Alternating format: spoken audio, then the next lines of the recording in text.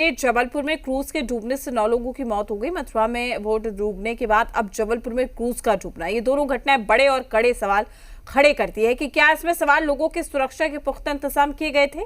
सवाल ये भी कि जब खराब मौसम का अलर्ट था तो क्रूज पानी में उतारा ही क्यों गया। रिपोर्ट देखिए।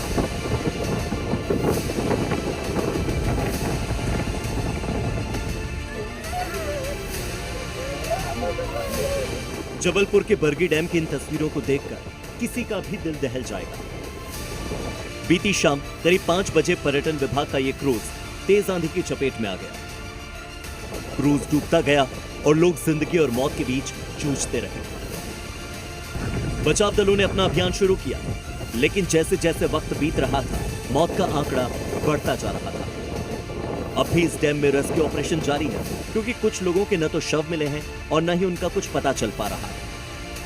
फिर से युद्ध स्तर पर रेस्क्यू ऑपरेशन शुरू किया जाता है, जिसमें अब तक 3 शवों को और बाहर निकाला गया। लगातार देखेंगे कि एसडीआरएफ, एनडीआरएफ युद्ध स्तर पर रेस्क्यू ऑपरेशन चलाकर जो है बाहर निकालने की कोशिश में जुटी हुई है, लेकिन कई कड़ी मशक्कत जो है यहाँ करनी पड़ रही। रात को भी देखेंगे कि पूरी रात जो है रेस्क्यू ऑपरेशन यहाँ पर चला, तो कई बार देखेंगे रस्सी टूटी और क्रूज़ को बाहर निकालने में कई दिक्कतों का सामना जो है यहाँ पर रेस्क्यू टीम को करना पड़ रहा है।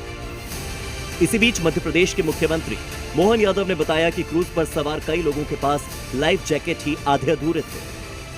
तमाम अधिकारियों के साथ आर्मी, एनडीआरएफ, एसडीआरएफ सारी टीमों को लगाया। उस घटना में लगभग 29 लोग बचाए गए, जो मुझे अभी तक जानकारी मिली। अभी से थोड़ी देर पहले तक 9 बॉडी मिली है। हमारा रेस्क्यू अभी चल रहा है। ऐसे माहौल में लाइफ जैकेट को खास करके क्रूज में सबको पहनना ही चाहिए। जिनने पहना उनको मालूम भी है, कुछ ने आधा अधूरा बांधा था, लेकिन ये सारी बातें जांच में आएगी। अभी इसमें मध्य प्रदेश के सीएम ने कहा कि घटना की जांच के आदेश दे दिए गए हैं। इस बीच जिन लोगों ने अपना परिवार खोया वो बेसुध है। उम्मीद की डोर अब टूटती जा रही है। लोग लापरवाही के आरोप लगा रहे हैं। हम 6 लोग थे परिवार से। मेरे mother in law, father in law थे और मेरी वाइफ, मेरी बेटी थी। बेटी, मैं और फादर इन लॉ तो हम जैकेट पहन रखी थी, तो वेव से बहकर आ गए साइड में। फिर गांव के कुछ लोगों ने हमें बचाया। तो लोग कल निकल के गए कि हम लोग घूम के आते हैं बरगी, और इत्तेफाक से इधर तूफान आ गया। बच्चा और वाइफ, बहू अभी तक नहीं मिली है। भाई तो तैर के बाहर आ गया था बच्ची को लेकर। इस हादसे ने एक बार फिर से सार्वजनिक सुरक्षा को लेकर गंभीर सवाल खड़े कर दिए। जानकारी के मुताबिक हादसे के वक्त क्रूज में लगभग 46 सैलानी सवार थे, लेकिन सिर्फ 30 लोगों की ही टिकट कटी थी। जो हादसा हुआ है और उसके बाद से जो यहाँ पोस्टमार्टम रूम में लगातार तैयारी प्रशासन की रही है। 100 लाए गए हैं यहाँ पोस्टमार्टम के लिए। आप देखिए पीछे 3 डेड बॉडियाँ यहाँ पर पहुँची हैं, और इनका 100 का पोस्टमार्टम जो थोड़ी देर बाद वैधानिक कार्रवाई करने के बाद किया जाएगा। जबलपुर के अस्पताल में मातम छाया हुआ है। जैसे जैसे डेड बॉडी पहुंचाई जा रही है, परिवार वालों से उनकी पहचान कर डेड बॉडीज को उनके सुपुर्द किया जा रहा है।